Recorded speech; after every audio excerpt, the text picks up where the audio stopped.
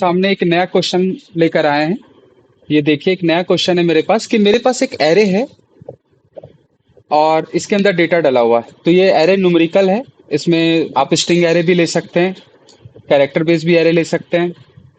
ठीक है ना, बेसिकली स्ट्रिंग बेस ले सकते हैं और जो भी आपको डेटा रखना है आप रख सकते हैं। मुझे क्या करना है कि इस एरे के अंदर जो डुप्लीकेट एलिमेंट है उसको रिमूव करना है। मतलब कि जो डुप्लीकेट डेटा है, जैसे कि मान लो यहाँ पे 10 है, 20 है, 30, 40, 12, 60, 23, फिर से 12 आया, तो ये हट जाना चाहिए उसके अंदर से। और इसका आउटपुट, इसको जितने भी डुप्लीकेट एलिमेंट्स हैं एरे के अंदर उसको रिमूव करना है। और जो रिमूव करने के बाद जो मेरा एरे बचेगा वो मेरा डेटा प्रिंट होना चाहिए, उसका आउटपुट होना चाहिए। तो इसको सॉल्व करने का दो तरीका है। तो पहला तरीका है कि बिल्कुल बेसिक अप्रोच लगाते हैं, बिल्कुल सिंपल तरीके से कर सकते हैं। दूसरा अप्रोच है प्री डिफाइंड मेथड्स के थ्रू कर सकते हैं इसको। तो आप सबसे पहले हम लोग बेसिक तरीके से चलते हैं, फिर प्री डिफाइंड मेथड से करेंगे। तो पहला तरीका से हम लोग अप्लाई करते हैं। तो यहाँ पे मैं एक कमेंट डाल देता हूँ, फर्स्ट मेथड।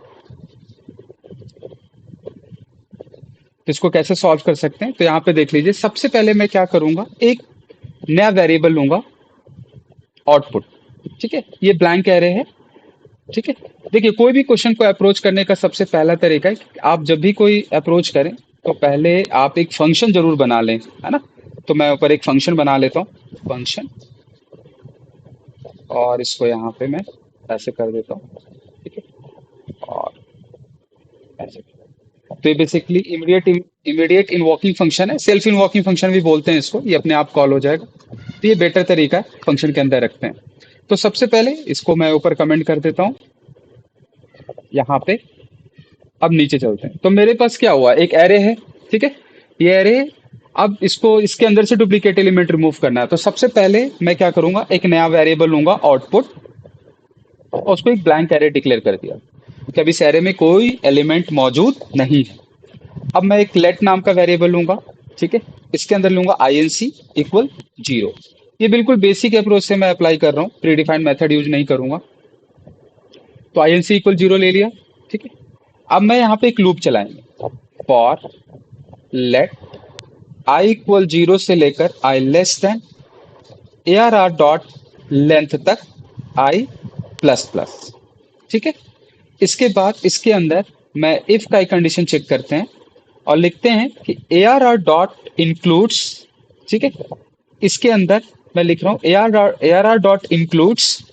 ठीक है, और इसके अंदर लिखते हैं आउटपुट, सॉरी यहाँ पे लिखते हैं आउटपुट, आउटपुट डॉट इंक्लूड्स। ठीक है, तो ये मैं डायरेक्ट लिख रहा हूँ, ऐसा नहीं है कि मेरे पास पहले से कुछ है उसके अंदर से लिख रहे हैं, तो डायरेक्ट आपके सामने लिख रहे हैं। ठीक है, तो आउटपुट डॉट इंक्लूड्स। देखो बेसिकली इसका लिखने का पर्पस है कि इंक्लूड्स एक प्री डिफाइंड प्रोटोटाइप मेथड है एरे का, जो चेक करता है कि एरे के अंदर वो एलिमेंट मौजूद है या नहीं। इसका रिटर्न टाइप बुलियन टाइप में होता है, ट्रू फॉल्स। ठीक है, तो इसके अंदर मैं लिखूंगा ARR ऑफ आई। अब ये क्या कर रहे हैं कि ARR ऑफ आई लिख दिया। तो सबसे पहले क्या चेक करेगा कि आउटपुट के अंदर, ये आउटपुट एक ब्लैंक एरे है ना, उसके अंदर ये चेक करेगा पहला एलिमेंट क्या 10 मौजूद है। तो मौजूद नहीं है, तो उस केस में मुझे 10 जो है आउटपुट के अंदर डाल देना है। तो कैसे डालेंगे, तो इसको मैं ऑपोजिट चेक कर लेता हूं। मतलब अगर ये कंडीशन ट्रू हुआ तो नॉट इसको क्या कर देगा, फॉल्स, मतलब डालना नहीं है। अगर ये कंडीशन फॉल्स होता है, मतलब नहीं है एलिमेंट के अंदर, आउटपुट के अंदर डेटा, तो ये ट्रू हो जाएगा। तो ट्रू होगा। अब इसके अंदर मैं कोड लिख रहा हूं कि output of INC plus plus पे, और यहाँ पे ARR ऑफ आई को मैंने डाल दिया। और फाइनली लूप के बाहर यहाँ पे मैंने कंसोल डॉट लॉग, और इसके अंदर मैंने आउटपुट को प्रिंट करवा दिया। ठीक है, INC मेरा क्या था, एक इनिशियल वेरिएबल था 0, और मैंने इसको इंक्रीमेंट कर दिया। तो जो 0 पर जो भी होगा फर्स्ट टाइम, वो 10 डल जाएगा, 20 डल जाएगा, 30 डलेगा, 40 डलेगा, 12 डलेगा, 60 डलेगा, 23 डलेगा। लेकिन दोबारा जब 12 की बारी आएगी ना, 12 डलने का, तो यहाँ पे चेक कर लेगा, वो कंडीशन हो जाएगा फॉल्स। ठीक है ना, यहाँ पे ये कंडीशन ट्रू हो जाएगा क्योंकि है, और इसको फॉल्स कर देगा तो कोई डेटा नहीं डलेगा। अब इसका आउटपुट देख सकते हैं यहाँ से, नोड, और यहाँ पे ये देखिए रिमूव हो गया है। तो बेसिकली मेरे मुझे जो आउटपुट चाहिए था यहाँ पे आ चुका है। 10 20 30 40 12 60 23। ठीक है, ये पहला तरीका है, बेसिक तरीका है, उससे आप अप्लाई कर सकते हैं। लेकिन कई लोग बोल सकते हैं कि यहाँ पे आपने इंक्लूड से एक प्री डिफाइंड मेथड यूज किया है, तो मैं यहाँ पे लूप चला दूंगा फिर से कि उसके अंदर चेक करेगा, है ना। तो आप फिर से लूप चला सकते हैं, ठीक है। तो आप कर सकते हैं उस चीज को। अब मैं दूसरा तरीका जो बिल्कुल प्योर प्री डिफाइंड मेथड से बनाते हैं इसको, है ना। तो अभी इसको फिलहाल यहाँ पे इसको कमेंट कर देते हैं। अब इसका दूसरा मेथड अप्लाई करते हैं, ठीक है। तो हम लोग फिर से चलते हैं। तो हम लोग यहाँ पे फिर से एक फंक्शन बना लेते हैं नीचे, ठीक है। फंक्शन, और इसके अंदर मैंने ऐसे ले लिया। अब एरे को कॉपी कर ले, यहाँ से एरे को कॉपी कर लेते हैं, ये पेस्ट कर दिया, ठीक है। अब मुझे प्री डिफाइंड मेथड यूज करना है। तो सबसे पहले मुझे पता है कि मेरे पास एक ऑब्जेक्ट है प्री डिफाइंड जावास्क्रिप्ट का, उसको सेट बोलते हैं, ठीक है। जो सेट होता है बेसिकली एरे के जैसा है। सेट डेटा स्टोर करके रखने के लिए यूज करते हैं, जैसे एरे का इस्तेमाल करते हैं ना डेटा को स्टोर करके रखने के लिए, कि मेरे पास डेटा को होल्ड कर सकते हैं सीक्वेंस में। तो सेट भी वैसा है, बस सेट के साथ कंडीशन ये है कि उसके अंदर पोजीशन पे वो काम नहीं करता। दूसरा सबसे ज्यादा कि उसमें यूनिक एलिमेंट होता है। तो ये प्री डिफाइंड ऑब्जेक्ट है, तो मैं इसका यूज करने वाला हूँ। कॉन्स्ट सेट लिख देते हैं, इक्वल न्यू सेट। तो इसका कोई लिटरल फॉर्म नहीं है। अगर लिटरल फॉर्म होता तो डायरेक्ट सेट को यहाँ पे असाइन करते, तो सेट का आपको पूरा ऑब्जेक्ट डिक्लेयर करना पड़ेगा।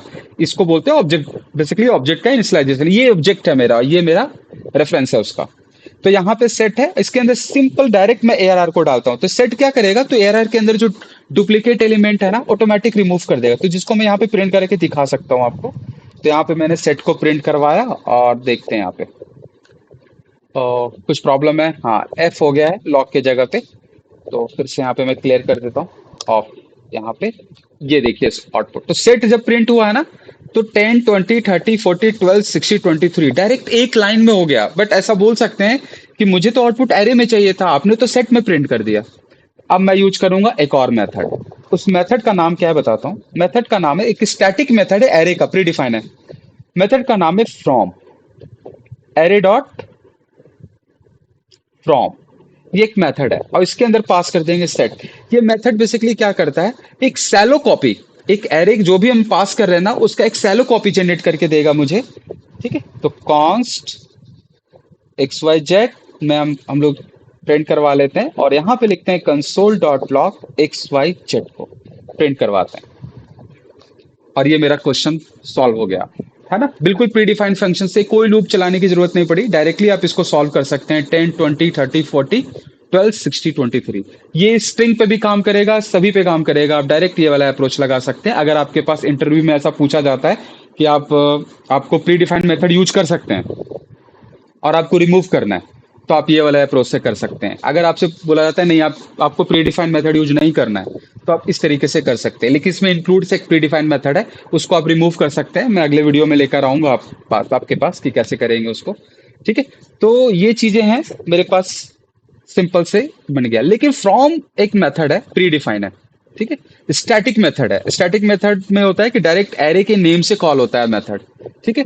और जो प्रोटोटाइप मेथड होता है उसमें ऑब्जेक्ट से कॉल होता है।